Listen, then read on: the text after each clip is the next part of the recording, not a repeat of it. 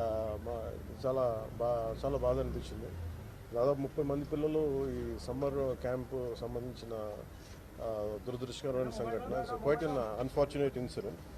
So ఈ క్రమంలో నాకు ప్రత్యేకించి ఆ, ఈ సందర్భంగా నాకు ప్రత్యేకించి ఫోన్ చేసి గౌరవ ప్రధానమంత్రి శ్రీ నరేంద్ర మోదీ గారు నాకు ఫోన్ చేసి పరిస్థితి గురించి వాకప్ చేసి ఆయన ఆ, అక్కడ సింగపూర్ మనకి ఇండియన్ హై కమిషనర్ కూడా తెలియజేసినందుకు మనస్ఫూర్తిగా ప్రధానమంత్రి నరేంద్ర మోదీ గారికి నా హృదయపూర్వక ధన్యవాదాలు తెలుపుకుంటా ఉన్నాను.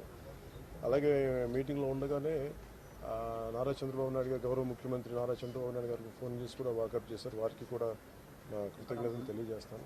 అలాగే నారా లోకేష్ గారికి కూడా ప్రత్యేకించి ఫోన్ చేసి అడిగారు. అలాగే హోంమంత్రి అనిత్ గారు కూడా అడిగారు. అలాగే అలాగే కేటీఆర్ గారికి కూడా నా ప్రత్యేకమైన ధన్యవాదాలు తెలియజేసుకుంటున్నాను. అలాగే ఆంధ్రప్రదేశ్ మాజీ ముఖ్యమంత్రి శ్రీ జగన్మోహన్ రెడ్డి గారికి కూడా నా ధన్యవాదాలు తెలియజేస్తాను. తమిళనాడు మాజీ ముఖ్యమంత్రి శ్రీ ఎడప్పాడి పళనిస్వామి గారికి,